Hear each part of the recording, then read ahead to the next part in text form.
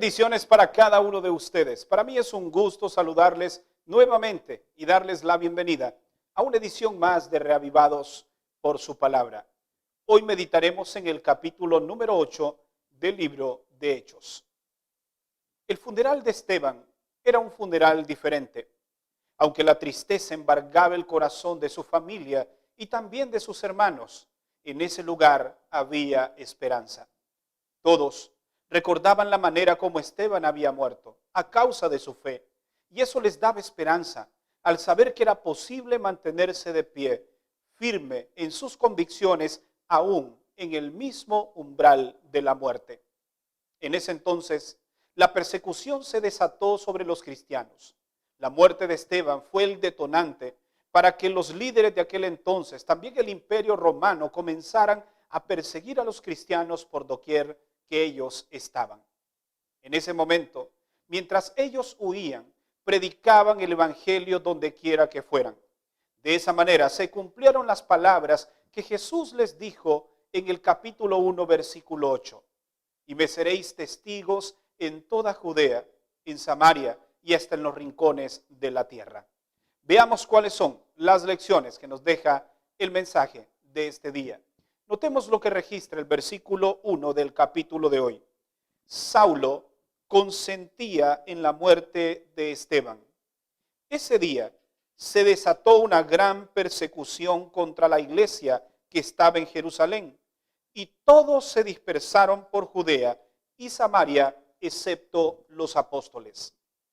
Todas las personas que iban huyendo del poder romano, huyendo de la espada destructora del enemigo, iban también predicando el evangelio por donde quiera que ellos iban. Aquí hay tres lecciones que necesitamos aprender. La primera lección es que la persecución no debe tomar por sorpresa a los hijos de Dios, pues este evento fue predicho por Jesús mucho tiempo antes.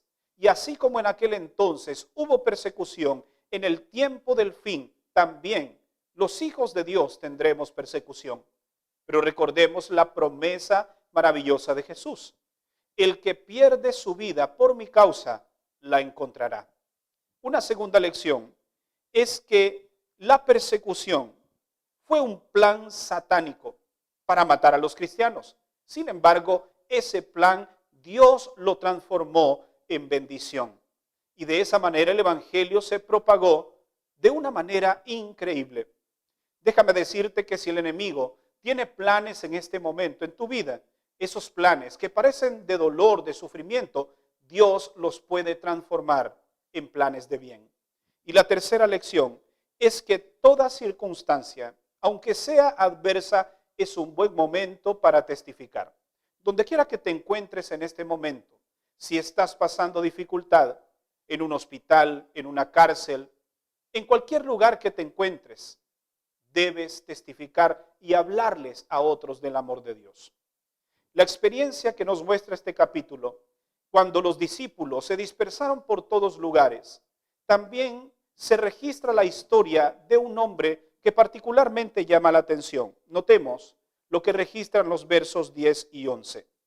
Hablando acerca de Simón, un hombre que era un mago, dice la Biblia, a este oían todos atentamente, desde el menor hasta el mayor, y decían, este es el gran poder de Dios.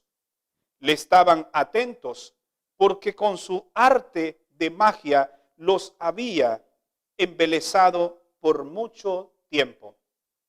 Aquí vemos un hombre que practica la magia y le hace creer a las personas que él actuaba bajo el poder de Dios. Por mucho tiempo engañó a la gente. Pero cuando escuchó acerca de la palabra de Dios, del mensaje de salvación, la Biblia registra que este hombre se bautizó. Estaba plenamente convencido que aquellos hombres estaban hablando la verdad. Sin embargo, llama la atención lo que registran los versículos 18 y 19.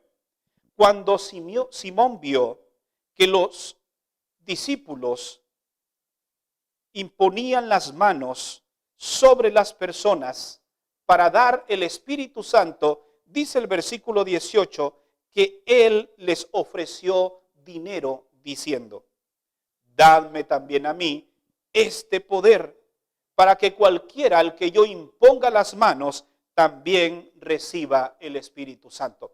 Qué atrevimiento el de este hombre. Después de haber sido bautizado, ahora viene y le pide a los discípulos que le vendan de ese poder que ellos están emanando con el hecho de imponer las manos sobre los creyentes.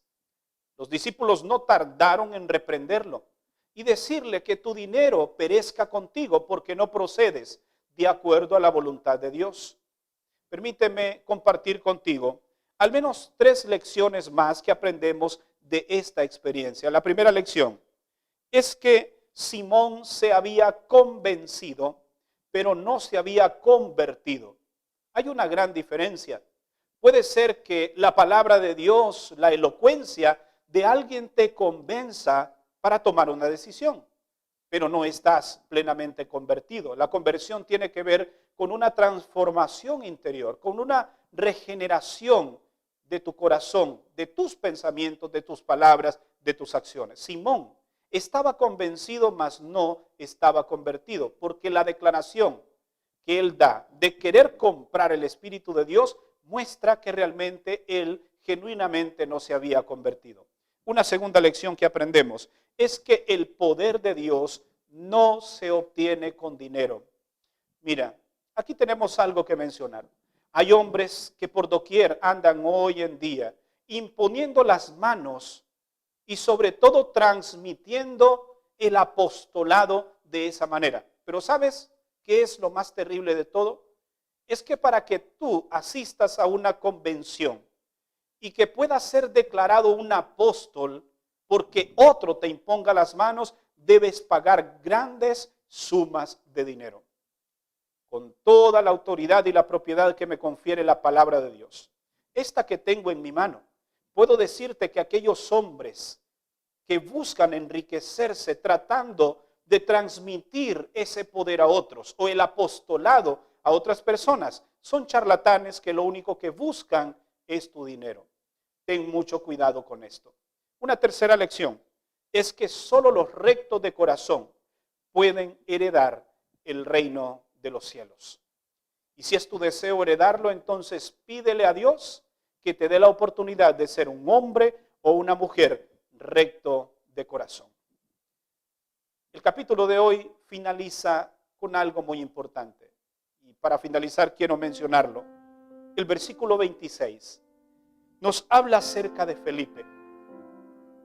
Y nos dice el texto: después un ángel del Señor dijo a Felipe: levántate y ve hacia el sur por el camino del desierto que va de Jerusalén a Gaza. En ese trayecto, la Biblia registra que un hombre de procedencia de Etiopía venía de adorar de Jerusalén. Regresaba a su casa, a su tierra, y leía acerca del Mesías sufriente, cómo fue llevado al matadero. Estaba leyendo específicamente el libro de Isaías, capítulo 53. Felipe se le acercó y le preguntó si entendía lo que estaba leyendo. Él le dijo: ¿cómo puedo entender si nadie me lo explica? Entonces Felipe abrió su boca y comenzó en ese momento a presentarle la palabra de Dios. ¿Y cuál fue el resultado? Notemos lo que registra en los versos 35 en adelante. Entonces Felipe, cuando abrió su boca, le anunció el evangelio de Jesús. Y mientras seguían el camino, llegaron a un lugar donde había agua, y el etíope dijo: aquí hay agua que impide que yo sea bautizado. Entonces ambos descendieron a las aguas, y aquel hombre fue bautizado en aquel entonces. Entregó su vida al Señor. Cuando tú te dejas guiar por el Espíritu de Dios, así como Felipe, Dios te enviará a los lugares de mayor necesidad. Y te enviará a los lugares donde hay personas que necesitan conocer el plan de salvación. Si a ti te gustaría hoy ser un instrumento en las manos de Dios, así como lo fue Felipe, únicamente debes decirle: Señor, envíame a mí. Yo quiero servirte. Indícame hacia dónde debo ir. Y aunque en este momento estés sufriendo persecución, déjame decirte que puedes aprovechar esa oportunidad para testificar de Cristo. ¿Te gustaría? Si es así, te invito a que inclines tu rostro. Vamos a orar. Padre, gracias porque la experiencia de los primeros cristianos nos indica que en medio de la persecución tú estabas con ellos y estarás con nosotros. Ayúdanos a aprovechar toda oportunidad para proclamar el Evangelio.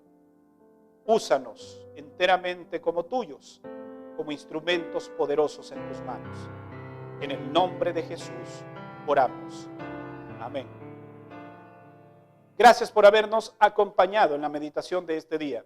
Recuerda que mañana estaremos nuevamente aquí para una edición más de Reavivados por su palabra. Que Dios te bendiga.